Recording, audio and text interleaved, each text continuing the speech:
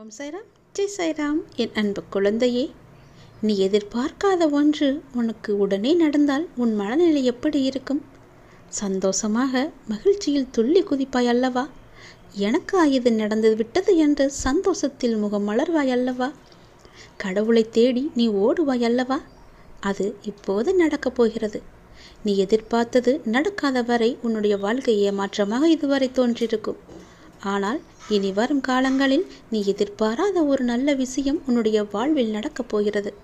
உன் வாழ்க்கையை அதிசயமானதாக நான் மாற்றப் போகிறேன். என் பிள்ளைகளின் வாழ்வில் அந்த அதிசயங்கள் ஒன்றொன்றாக நடக்க இருக்கின்றன. எதிர்பார்க்காத அதிசயம், எதிர்பாராத அற்புதம் என ஒவ்வொன்றாக உன் வாழ்வில் நடக்கப் போகின்றது. உன்னுடைய வாழ்க்கை முடிந்துவிட்டது, அவ்வளவுதானா என்று நினைத்து கொண்டிருக்கும் நேரத்தில் அந்த அற்புதத்தை உன்னுடைய வாழ்க்கையில் நான் நடத்தப் போகின்றேன். அந்த அதிசயத்தை நீ கண்கூடாக பார்க்கப் போகின்றாய். என்னுடைய அற்புதம் உன்னுடைய கவலைகள் எல்லாவற்றையுமே மறக்கடிக்கச் செய்யும். அது எல்லாவற்றையுமே மாற்றிவிடும். உன் வாழ்க்கையை அடியோடு மாற்றி சந்தோஷ வாழ்க்கையாக அது உனக்கு திருப்பி வரும். உன் கையில் கிடைக்கும். உன் கண்ணில் கரைந்து விட்டது எல்லாம் உன்னுடைய கர்ம வினைகள் மட்டுமல்ல, உன்னுடைய கஷ்டங்களும் துன்பங்களும் கடன் பிரச்சனையும் எல்லாமே தீர்ந்து விட்டது. இனி உன் வாழ்க்கை புன்னகையோடு புண்ணிய பலன்களை அனுபவிக்க தயாராக இருக்க வேண்டும். உன்னுடைய வாழ்க்கையில் நல்லது நடக்கப் போகிறது. நீ எதிர்பார்க்காத ஒன்று அதிசயமாக உன் முன்னே வந்து நிற்கப் போகின்றது. அது எந்த தோற்றத்தில் வேண்டுமானாலும் இருக்கலாம். அது எப்படி வேண்டுமானாலும் வரலாம். எந்த நேரத்தில் வேண்டுமானாலும் வரலாம். அந்த நல்ல விஷயம், நல்ல விடியல், நல்ல வாழ்வு அது உனக்கு கிடைக்கப் போகிறது. என் அற்புதங்களையும் அதிசயங்களையும் நீ கண்கூடாக பார்க்கப் போகின்றாய். இதனை காப்பாற்ற யாரும் இல்லையே என்று ஏங்கி தவித்த உன்னை நான் இப்போது நல்ல நிலைக்கு கொண்டு செல்லப் போகின்றேன். உன் பாதையில் குறுக்கிட்ட தடைகள் எல்லாவற்றையுமே நான் கலைத்து விட்டேன். உன் வாழ்க்கையில் மெல்ல மெல்ல புது ஒளியை பரவச் செய்யப் போகின்றேன். நீ எத்தனை அன்பாக என் மீது பக்தி கொண்டு என்னை வணங்கி கொண்டிருக்கின்றாய். என்னை எந்த அளவுக்கு நீ நம்பி ஒவ்வொரு காரியமும் செய்கின்றாய். எது செய்தாலும் என்னுடைய நாமத்தை உச்சரித்து வாரைதானே செய்து கொண்டிருக்கின்றாய். உனக்காகவும் நீ யாருக்காக வேண்டுமான வழங்கினாயோ அவர்களுக்கும் சேர்த்து நன்மைகளை அள்ளி அள்ளி தரப்போகின்றேன். உன்னுடைய நம்பிக்கை வீண் போகாது. நிச்சயம் உன் நம்பிக்கை ஜெயிக்கப் போகிறது.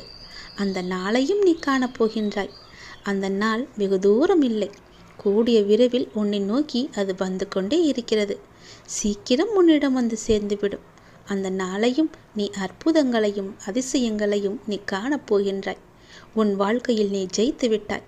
இனி உன் வாழ்க்கை சந்தோஷமாகவே மாறப்போகிறது. உன்னுடைய வாழ்க்கையில் ஜெயம் உண்டாகும். அப்போதெல்லாம் எங்கெல்லாம் அநீதி தோன்றுகிறதோ அப்போதெல்லாம் அங்கெல்லாம் நான் அவதரிப்பேன். அநீதியை நான் அழிப்பேன். நான் நான் என்று கூறுகிறாயே அர்ஜுனா, நான் என்பது எது? நான் தான் நீ, நீதான் நான். உன்னை இயக்குபவனும் நான் தான் என்பதை நீ தெரிந்து கொள். உனக்கு நடப்பது எல்லாமே என்னால் என்பதை தெரிந்து கொள். உனக்கு நடப்பது எல்லாமே உன்னுடைய நன்மைக்காக நான் செய்கிறேன் என்பதை தெரிந்து கொள். எந்த பொருளையும் தீயிலிட்டால் முதலில் அது கருப்பாக ஆகும். பிறகு இன்னும் அக்னியுடன் போட்டால் நீற்று போகும், சுத்த வெளுப்பாக ஆகிவிடும். அப்புறம் தீயில் போட்டால் அது மாறாது. அதுவே முடிவான நிலை. இப்படி நீற்று போனதே திருநீரு. நீரு பஸ்வம் எனப்படும். ஈஸ்வரன் மகா பஸ்வம். எல்லாம் அழிந்த பின்னும் இவற்றை அழித்துவிட்டு எஞ்சி நிற்கிற அழியாத சத்தியமான மகா பஸ்வம்தான் உதி. அவன் பஸ்வமாக நீற்று வெளுத்து போனதற்கு முந்திய மாறுதல்தான் கருப்பு. அதுதான் கரி. நிலக்கரிதான் இவ்வுலக ஐஸ்வர்யத்தில் இக்காலத்தில் முதலிடம் பெற்றிருக்கிறது தெரியுமா? எதுவும் தோன்றவும் இல்லை, இங்கு எதுவும் இயங்கவும் இல்லை, மறையவும் இல்லை. புற உலக மாயைகளை நீக்கினால் உனக்கு உள்ளது உள்ளதுபடியே இருக்கிறது. உங்கள் விவாதம் மௌனமாகவே இருக்கட்டும். மௌனத்தை விட சிறந்த விவாதம் ஏதுமே இருக்க முடியாது. அவரவர் விரும்பிய பதிலை அவரை பெற்றுக்கொள்ள உங்கள் மௌனமே ஆக சிறந்த விவாதமாக இருக்கட்டும். நீங்கள் அறிந்ததை கொண்டு கடவுளை வழிபடுங்கள். உனது உள்ளத்தில் இருந்து வழிபடுங்கள். வழிபாட்டிற்கு எந்த ஒரு விதிமுறையும் கிடையாது. உன் தாயை எவ்வாறு உனது தேவைக்கு நீ அழைப்பாயோ அதே அன்பும் அக்கறையுடனும் இயல்புடனுமே எனக்கு போதுமானது என்பதை தெரிந்து கொள்ளுங்கள். இந்த அப்பாவை அழைப்பதற்கு எந்த ஒரு சிறந்த வழிமுறை என்பதும் நான் வைத்து கொள்ளவில்லை. அன்பாக கூப்பிட்டால் போதும். நான் இருக்க பயம் என்று உன்னை தேடி நான் ஓடோடி வந்து விடுவேன். உன் மனதின் குழப்பத்தையும் உன் வாழ்வின் சரியான பாதைக்குமே நான் இவற்றையெல்லாம் தந்து கொண்டிருக்கிறேன். உன்னை முழு திருப்திப்படுத்தவே நான் இதையெல்லாம் சொல்லி கொண்டிருக்கிறேன். உன் மனம் சஞ்சலத்தில் இருக்கும்போது என்னுடைய உதியை எடுத்து பூசிக்கொண்டு இருந்து பார். உன் மனம் தெளிவாகும். உனக்கு மருந்தே இதுதான். உன் மனம் உடனடியாகவே தெளிவடைந்துவிடும். உன் பார்வையே உனக்கான வெற்றி என்று தெரிந்து கொள். தன்னுடைய நிலை உணர்ந்து இன்ப துன்பங்களை சமநிலையில் எதிர்கொண்டு எதிர்பார்ப்பில்லாமல் வாழ்ந்து பாருங்கள். உங்கள் வாழ்வில் எதிர்பார்ப்பு இருந்தால் உங்கள் வாழ்க்கையே நிம்மதி இல்லாமல் போகிவிடும். இன்று இப்போது இந்த நொடிதான் நமக்கு உள்ளது என்று சந்தோஷமாக வாழுங்கள். எதிர்பார்ப்பு இன்றி வாழ்ந்து பாருங்கள். நிம்மதி நிலைத்து இருக்கும்.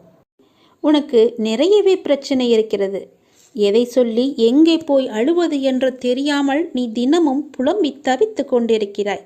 எனக்கென்று யாருமே இல்லையே, நீங்களும் இருக்க மாட்டீர்களா அப்பா என்று என்னிடமே நீ கேட்கிறாய். உனக்கு யார் இல்லை? எல்லோருமே இருக்கிறார்களே. நீதான் அவர்களை புரிந்து கொள்ளவில்லை. யார் என்று சொல்கிறேன் தெரியுமா? அந்த கடவுளை தான் சொல்கிறேன். உனக்காக அம்மாவாக அந்த அம்மன் இருக்கிறார். அப்பாவாக அப்பன் ஈசன் இருக்கிறார். குருவாக நானும் இருக்கிறேன்.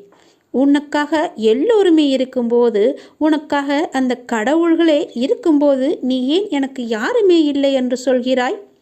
உன் கவலையை போக்க அந்த படைத்த இறைவன் எங்களுக்கு தெரியாதா? உன் பிரச்சனை என்ன என்பது எங்களுக்கு தெரியாதா? உன் பிரச்சனையை கேட்பதற்கு எவரும் இல்லை என்று நீ கவலைப்படாதே. உங்களுக்காக உனக்காக நாங்கள் எல்லோருமே இருக்கிறோம். எந்த பிரச்சனையாக இருந்தாலும் சரி, எங்களிடம் சொல். உடனே நாங்கள் தீர்வு கொடுக்கிறோம். உனக்காக, என்னுடைய குழந்தைகளுக்காக நாங்கள் எது வேண்டுமானாலும் செய்வோம். உன்னை படைத்தது யார் என்று நினைக்கிறாய்? உன்னை படைத்தது நாங்கள்தான். எங்களுக்கு தெரியாதா? நீ எங்கு, எப்போது, எப்படி பிறக்க வேண்டும், யார் வயிற்றில் பிறக்க வேண்டும், யார் உனக்கு அப்பாவாகவும் அம்மாவாகவும் இருக்க வேண்டும் என்று எங்களுக்கு தெரிந்துதான் நான் உன்னை படைத்தேன். நாங்கள் உங்களுக்கு செய்வது எல்லாமே நன்மையாகத்தான் இருக்கும். அதனால்தான் இவர்களுக்கு உன்னை பிள்ளையாக படைத்தேன். இப்போது நடந்தது, இதற்கு முன்பு நடந்தது, இனிமேல் நடக்கப் போவது எல்லாமே எங்களுக்கு தெரிந்துதான் நடக்கிறது என்பதை நீ ஏன் மறந்துவிட்டாய்? உன்னுடைய கவலைகளை பற்றி எங்களுக்கு தெரியாதா? உன்னுடைய பிரச்சனைகள் எல்லாமே தீரும் நேரத்தை நீ நெருங்கிவிட்டாய். நீ இதுவரை அனுபவித்தது பூர்வ ஜென்ம முந்தைய ஜென்ம கர்மாவின் பலன்தான். மிச்சம் இருந்தது, அது இப்போது முழுவதுமாகவே தீர்ந்துவிட்டது. இன்னும் நான் உனக்கு நிறையவே கொடுக்கப் போகிறோம். அதை பெறுவதற்கு நீ தயாராக இரு. என்ன கஷ்டத்தை கொடுக்கப் போகிறீர்களா என்று தானே நீ கேட்கிறாய்? அவ்வளவு சோதனைகளை நீ தாங்கி இருக்கிறாய். அவ்வளவு பிரச்சனைகளை நீ பார்த்து இருக்கிறாய். கவலைப்படாதே. இனி வருவது உனக்கு பிரச்சனை அல்ல, உனக்கு கவலையும் அல்ல, உனக்கு சந்தோஷம்தான். உன்னுடைய பிரச்சனைகள் எல்லாமே முடிந்து விட்டது. அதற்கு தீர்வும் நீ கண்டுவிட்டாய். இனி நடக்கப் போவது எல்லாமே உனக்கு ஜெயமாகவே இருக்கும், சந்தோஷமாகவே இருக்கும். நீ கேட்டது அனைத்துமே உங்களுக்கு கிடைக்கும். நீ எதிர்பார்த்தபடியே உன்னுடைய வாழ்க்கை நிச்சயமாகவே அமையும். என் வார்த்தையை நம்பு. உன்னை நான் படைத்தேன். உனக்கு உள்ள பிரச்சனைகளை பற்றி எனக்கு தெரியாது என்று நினைத்து கொண்டிருக்கிறாய். உன்னுடைய பிரச்சனை என்ன, எப்படி வந்தது, எதனால் வந்தது என எல்லாமே எனக்கு தெரியும். உன் பிரச்சனைகளை நினைத்து நினைத்து உன் வாழ்நாளில் இருக்கும் நிம்மதியை இழந்து நீ தவித்து கொண்டிருக்கிறாய். உன் மனதை ரணப்படுத்தி கொண்டு எரிச்சல் பட்டு வாழ்க்கையையே ரணமாக்கி வைத்திருக்கிறாய். அதை எப்படி சரி செய்வது என்று தெரியாமல் இருண்ட காட்டில் நுழைந்தது போல திக்கிட்டு இருக்கிறாய். இதனால் வாழும் வாழ்க்கையே உனக்கு நரகமாக தோன்றுகிறது. ஒரு விஷயம் உனக்கு பிடிக்கவில்லை என்றால் அதை நீ விட்டுவிடு. விரும்பாமல் ஏற்றுக்கொள்வது சரியல்ல.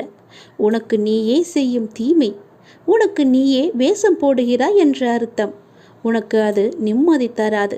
மற்றவர்களுக்கும் நிம்மதி இல்லாத சூழலை உருவாக்கும். அதை விட்டு நகன்று விடுவதுதான் சிறந்தது உனக்கு. அமைதியாய் போவதில் தவறு இல்லை. ஆனால் அந்த அமைதியை ஏற்க முடியாமல் சில பேர் இருப்பார்கள். காரணம், உன்னிடம் பேசி பழகிவிட்டார்கள். அவர்களுக்கு அது ஏற்றுக்கொள்ளக்கூடியதாக இருக்காது. அவர்கள் செய்யும் சில விஷயங்கள் வருத்தத்தை ஏற்படுத்தியது என்றால் மனம் வருந்தாமல் அமைதியாக நீ விலகிவிடு. அவர்களுக்கு நீ விட்டு சென்றதாக தோன்றும். உண்மையான காரணத்தை அவர்களுக்கு நீ உணர்த்த வேண்டுமென்று அழையாதே. உன்னை புரிந்தவர்களாக இருந்தால் அது அவர்களுக்கு தெரியும். அவர்கள் செய்த தவறு என்ன, எதற்காக நீ அமைதியாக இருக்கிறாய் என்று. இதையெல்லாம் ஒரு விஷயமாக எடுத்துக்கொண்டு நீ கலங்காதே. அதை மற்றவர்களிடம் கோபமாய் வெளிப்படுத்துகிறாய். அப்படி அவர்கள் என்ன செய்தார்கள்? கோபத்தையும் எரிச்சலையும் விடு. உன்னை காயப்படுத்தினது நியாயமில்லைதான். அதற்காக அந்த கோபத்தை மற்றவர்களிடம் காண்பிப்பது மிகவும் தவறு. நிம்மதியுடனும் சந்தோஷத்துடனும் வாழ அதற்கான எல்லா முயற்சியிலும் உன்னை நான் ஈடுபடுத்தி செய்ய வைப்பேன். நானே துணை நின்று உன்னை காப்பேன். நீங்கள் வாழ பிறந்திருக்கிறீர்கள். வாழ்வை அனுபவித்து வாழ வேண்டும். அதற்கு தடையாக உள்ள கஷ்டங்களையும் பிரச்சனைகளையும் வேறு விதமான சூழல்களையும் நீக்கி எல்லாவற்றிலும் சம்பூர்ணமாக வாழ வேண்டும் என்பதே இந்த அப்பாவின் விருப்பம். அப்பாவின் விருப்பம் உங்கள் வாழ்க்கையில் நடைமுறைக்கு வர வேண்டும் என்றால் அப்பா உங்கள் மனதில் இருக்க வேண்டும். அப்பா என் மனதில் இருப்பதை எப்படி அறிந்து கொள்வது என நீ கேட்கலாம். எந்த மனதில் அமைதியும் சாந்தமும் நிலவுகிறதோ, எந்த மனம் எப்போதும் அன்பினால் நெகிழ்கிறதோ, எந்த மனம் எப்பொழுதும் பொறுமை காக்கின்றதோ, எந்த மனம் அனைத்தையும் சகித்து கொண்டு போகிறதோ அந்த மனதில்தான் அப்பா முழுமையாக இருக்கிறார். சில நேரங்களில் கஷ்டம் கலங்கச் செய்யும், வேதனை திகைக்க வைக்கும், பிரச்சனைகள் மூழ்கடிப்பது போல தெரியும். ஆனால் திகைக்கக்கூடாது. எதையும் முன்ஜென்மத்து வினை என எடுத்துக்கொண்டு இனி வரும் நாட்களில் நாம் நன்றாக இருப்பதற்காக இந்த நிலையை அப்பா தருகிறார் என ஏற்றுக்கொள்ள வேண்டும். மனநிலை மற்றும் மாறுதல்களுக்கு மௌன சாட்சியாக இருப்பவன் இறைவன். அப்பா எனக்கு எதையும் செய்யவில்லை என கதறி அழுத நாட்கள் உண்டு. அழுத நாட்கள் எல்லாமே முடிந்து போகும். ஆனந்தமான காலம் உங்களுக்காக காத்திருக்கிறது. மரம் இலைகளை உதிர்க்க ஆரம்பித்து மொட்டையாகி நின்றால் மரம் பட்டுவிட்டது என நாம் கதறுவது கிடையாதே. இது இலையுதிர்காலம், இனி வசந்த காலம் வரும் என்பதை நினைத்து நாம் காத்திருப்போம் இல்லையா? அப்படியேதான் உங்களுடைய வாழ்க்கையும். இந்த துன்ப நாட்கள் எல்லாமே முடிவுக்கு வரும். முடிவுக்கு வந்து உங்களுக்கு இன்பம் சேரப்போகிறது. அன்றைக்கு நீங்கள் தகுதியாக இருப்பதற்கு இந்த கஷ்டம் என்ற பயிற்சி உங்களுக்கு அளிக்கப்படுகிறது. அப்பா எப்படி முழுமையானவரோ அப்படியே நீங்கள் முழுமையான தன்மை உடையவர்கள். அவரே முழுமையை நோக்கி உங்களை அழைத்து செல்வார். எதை பற்றியுமே நீ கவலைப்படாதே. உன்னோடு நான் எப்போதுமே இருப்பேன். உன் பிரச்சனைகளை நான் தீர்த்து வைக்கிறேன். எதை பற்றியுமே நீ கவலைப்பட்டு கொண்டே உன்னுடைய வாழ்வை நீ இழந்து விடாதே. உனக்கு துணையாக நான் இருக்கிறேன். உன்னுடைய வாழ்க்கையை நீ சந்தோஷமாகவே வாழ். என்னுடைய இரு கரத்தை கொண்டு நான் உன்னை ஆசிர்வதிக்க வந்திருக்கிறேன். என் கரத்தை உடனே தொட்டு என் ஆசையை நீ பெற்றுக்கொள். எல்லையில்லாத மகிழ்ச்சி உன்னை தேடி வரப்போகிறது. உங்களின் உணர்வுகள், எண்ணங்கள், பேச்சுக்கள் எல்லாம் எத்தகைய நிகழ்வை சுற்றி விரும்பியோ வெறுத்தோ தீவிர வட்டமிடுகின்றதோ அதுவே நடக்கும் என்பதை நீங்கள் உணர்ந்து கொள்ளுங்கள். உங்களுடைய மனமானது எப்பொழுதும் மகிழ்ச்சியையும் சந்தோஷத்தையும் இனிமையை மட்டுமே நினைத்து வைத்து கொள்ளுங்கள். உங்கள் மனம் எப்பொழுதும் சந்தோஷத்திலேயே மூழ்கி இருக்கட்டும். அப்பொழுதுதான் உன்னை சுற்றி எப்பொழுதுமே மகிழ்ச்சி இருந்து கொண்டே இருக்கும். நிதானத்தை இழக்காத வரை வாழ்க்கையில் உனக்கு தோல்வி என்பதே இல்லை. இவ்வுலகில் உள்ள ஒவ்வொரு மனிதனுக்கும் தனித்தோர் ஆற்றல் இருக்கிறது. உனக்கும் அப்படித்தான். உனக்கென்று ஓர் ஆற்றல் இருக்கிறது. அதை வாழ்க்கையின் சரியான முன்னேற்ற பாதையில் பயன்படுத்தி நீ பயணித்தால் அது நல்ல விளைவை தருகின்ற நிலைக்கு உன்னை கொண்டு போய் சேர்க்கும். இது உண்மை. உன்னிடம் உள்ள ஆற்றலை நீ குறைத்து மதிப்பிடாதே. உன்னை நீயே தாழ்த்தி கொள்ளாதே. என்னால் இது முடியுமா என்ற சந்தேக கண் கொண்டு பார்க்காதே. எடுத்த எடுப்பிலேயே எதை கண்டும் அச்சம் கொள்ளாதே. உனக்கு வேண்டியதை பற்றி மட்டுமே தீவிர உணர்வோடு சிந்தித்துப்பார். பேசியும் விரும்பியும் இரு. நீ நினைத்தது விரைந்து நிறைவேற வேண்டுமானால் தோல்விக்கு அஞ்சி முடங்கி கிடப்பதோ மடங்கி கிடப்பதோ நல்ல வாழ்க்கையை தராது என்பதை நீ உணர்ந்து கொள். போட்டியில் தோற்றாலும் ஓட்ட பந்தயத்தில் ஓடுபவன்தான் வெளியில் நின்று விமர்சிப்பவனை விட மேலானவன். ஒரு வேலை செய்ய முடியாதவர்கள் அவர்களால் முடியாததை உங்களாலும் செய்ய முடியாது என்று சொல்வார்கள். அவர்களால் முடியாதது உங்களாலும் செய்ய முடியாது என்று எண்ணுவார்கள். அவற்றையெல்லாம் நீ காதில் வாங்காதே. நீ எப்பொழுதும் போல உன்னுடைய பயணம் எதுவோ, உன்னுடைய இலக்கு எதுவோ, உன்னுடைய ஆசை எதுவோ, இதில் போனால் உனக்கு மகிழ்ச்சி என்று கிடைக்கும் என்று தெரிந்தால் அதை நோக்கி நீ பயணப்பட்டு கொண்டே இரு. உன்னுடைய இலக்கை நோக்கி செல்வதில் விவேகத்துடனும் உத்வேகத்துடனும் தன்னம்பிக்கையுடனும் செல். கண்டிப்பாக உனக்கு இன்ப அதிர்ச்சி அந்த இடத்தில் காத்து கொண்டிருக்கிறது என்பதை நீ மறந்து விடாதே. நீ என்னுடைய முழு ஆசையையும் பெற்றுவிட்டாய். இனி உன்னுடைய வருங்காலம் மிக சிறப்பாகவே இருக்கப் போகிறது. இதை கேள், உனக்கே புரியும், நன்றாக புரியும். இதே போலவே செய்து வா. உனக்கான வாழ்க்கை நிச்சயமாகவே நல்வாழ்க்கையாக அமையும். இந்த பதிவை நீ கேட்டுக்கொண்டிருக்கும் போதே உன்னுடைய வீட்டில் பல்லியின் சத்தம் கேட்டால் நான் உன்னை ஆசிர்வதித்து விட்டேன் என்று அர்த்தம். இப்பொழுதே நீ நன்றாக கவனித்துப்பார். என் ஆசி உனக்கு கிடைத்துவிட்டால் உன் உடல் முழுவதுமே மெய் சிலிர்த்துவிடும். என் அப்பா சொன்னது போலவே நடந்துவிட்டது என்ற உன் மனம் சரியாகவே எண்ணும். அப்பொழுதுதான் என்னுடைய ஆசி உனக்கு கிடைத்தது என்று நீ நம்புவாய். நீ நிச்சயமாகவே முன்னேறுவாய். எதை பற்றியும் நீ கவலைப்படாதே. எல்லையில்லா மகிழ்ச்சி உன்னை தேடி வந்து கொண்டிருக்கிறது. நீ சந்தோஷமாகவே வாழப்போகிறாய். எதை பற்றியுமே கவலை என்ற எண்ணம் கூட உன் மனதில் இனி தோன்றக்கூடாது. மகிழ்ச்சி, சந்தோஷம், நிம்மதி, இனிமை என்ற எண்ணம் மட்டுமே, நேர்மறை எண்ணம் மட்டுமே உன் மனதில் இருக்க வேண்டும். அதை மட்டுமே உன் மனதிற்குள்ளே வைத்துக்கொள். எதிர்மறை என்ற ஒரு சிறிய துகள் கூட உன் மனதில் இருக்கக்கூடாது. நேர்மறை மட்டுமே உன் மனதில் நிலைத்து இருக்கும். வெற்றி மட்டுமே உனக்கு கிடைத்து கொண்டே இருக்கும். மகிழ்ச்சி நிலைத்து உனக்கு இருக்கும். இன்று உனக்கு நடப்பது எல்லாமே, எது நடந்தாலும் அது கடவுளின் அனுமதியோடு மட்டும்தான் நடக்கிறது என்று பொருள் உணர்ந்து கொள்.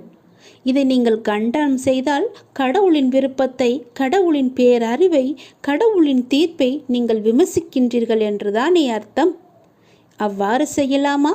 அதை நீங்கள் செய்யாதீர்கள். அவர் அனுமதித்ததை நீங்கள் பெற்றுக்கொள்ளுங்கள்.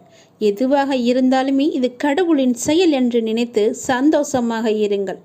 உங்களுக்கு அமைதி கிட்டும். நம் விருப்பமா உலகை இயக்குகிறது? இல்லையே. கடவுள் பொருள்களை முழுமையாக பார்க்கிறார். மனிதன் பொருள்களை ஒரு பகுதியாக பார்க்கிறான். மனிதன் கடந்த காலம் மற்றும் எதிர்காலத்தில் இருந்து பிரிந்து நிகழ்ச்சிகளை நிகழ்காலத்தில் மட்டுமே பார்த்து கொண்டிருக்கிறான். கடவுளுக்கோ முன் நடந்ததும் தெரியும், பின் நடக்கப் போவதும் தெரியும், இப்போது நடக்க இருப்பதும் தெரியும். அதனால்தான் கடவுள் ஒற்றுமையை காண்கிறார், மனிதன் வேற்றுமையை காண்கின்றான். கடவுள் பூரணமான நியாயத்தை காணும்போது அதே தருணத்தில் மனிதனோ அதை காண்பதே கிடையாது. நீங்கள் கடவுளின் ஸ்தானத்தில் வைத்து பாருங்கள். நீங்களே கடவுள் என உணருங்கள். பிரபஞ்சம் முழுவதும் உங்களுக்கு படைப்பே என்றும் அனைத்தும் உங்கள் விருப்பத்தாலேயே நிகழ்கின்றன என்றும் உணர்ந்து கொள்ளுங்கள். உடனேயே உங்களுக்குள் அபரிமிதமான அமைதியும் ஆற்றலும் ஊற்றெடுப்பதை நீங்கள் உணர்ந்து கொள்வீர்கள்.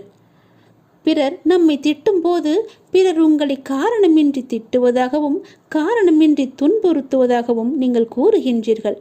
அது உண்மையாக இருந்தாலும் கூட அதற்காக அலட்டிக்கொள்ளாதீர்கள். நிலைமையை பொறுமையுடன் சமாளியுங்கள். இக்கட்டான நிலைமைகளை சமாளிப்பதில் அமைதி ஒரு சக்தி வாய்ந்த ஆயுதம் என்பதை நீங்கள் காண்பீர்கள். யாராவது உங்களை திட்டினால் கண்களை மூடிக்கொண்டு பொறுமையாக இருங்கள். பிறர் அவர்கள் விருப்பம் போல நினைக்கட்டும், அவர்கள் விரும்புவதை சொல்லட்டும். இந்த உலகம் முட்டாள்களால் நிறைந்தது. நீங்கள் அறிவுடையவராக விளங்குங்கள். எல்லோர் முன்னிலையிலும் பணிவுடன் இருங்கள். எந்த நிலைமையிலும் அடக்கமாக இருங்கள். நான் உயர்ந்தவன் அல்லது தாழ்ந்தவன் என்ற எண்ணத்தை விடுத்து அனைவரிடமும் அனைத்திடத்தும் கடவுளை காண கற்றுக்கொண்டால்தான் இது சாத்தியமாகும். கடவுள் அப்படித்தான் விரும்புகிறார். எனவே அது அப்படியே இருக்கட்டும். பிறர் உங்களை நிந்திகையில் நீங்கள் மௌனமாக இருங்கள். கலக்கம் அடையாதீர்கள். பழி சொற்களை ஏற்றுக்கொண்டால் என்ன ஆகப் போகிறது? அடக்கத்திலும் தூய்மையிலும் நீங்கள் வளர்ச்சி அடைவீர்கள். அதுவே மிக பெரிய தவம் என்பதை தெரிந்து கொள்ளுங்கள். ஆன்மீகத்தில் நீங்கள் உயர்வடைவீர்கள். நிச்சயமாகவே யாராவது உங்களை வசிப்பாடினால் அவர்கள் முடிக்கும் வரை என்னுடைய நாமத்தை நீங்கள் ஜபித்து கொண்டே இருங்கள். வாய்விட்டு கூறினாலும் சரி, அவர்கள் கூறுவது உங்கள் காதுகளில் விழாது. நீங்கள் செவிடாகி விடுவீர்கள். யார் உனக்கு துன்பத்தை கொடுத்தார்கள் என்று உனக்கு ஞாபகம் இருக்கிறதா? உன்னுடைய இன்றைய பிரச்சனைக்கு யார் காரணம் என்று ஞாபகம் இருக்கிறதா? எதையும் நீ மறந்திருக்க மாட்டாய். யார் உனக்கு துன்பத்தை கொடுத்தாரோ அவர் இன்றைக்கு நிச்சயம் நன்றாக இருப்பதை போன்ற தோற்றம் உனக்கு தெரிந்து கொண்டிருக்கும். அப்படிதானே? உனக்கு துரோகம் இழைத்தவர்கள் இப்போது நன்றாக செழுமையாக எந்த கவலையும் இல்லாமல் இருப்பது போலதான் உனக்கு தெரிகிறது.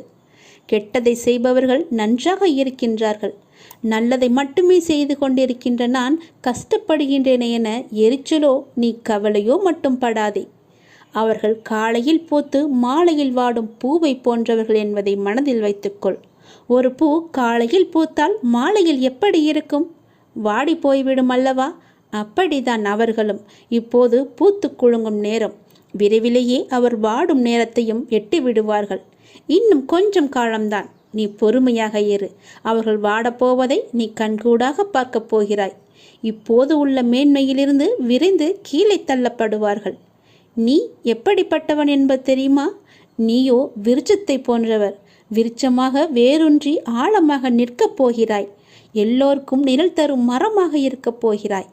அநேகம் பேர் உன்னை ஏமாற்ற வந்தாலும் நீ எதற்குமே அயர்ந்து போகாதே. எத்தனை இழப்புகள் வந்தாலும் சோர்ந்து போகாதே.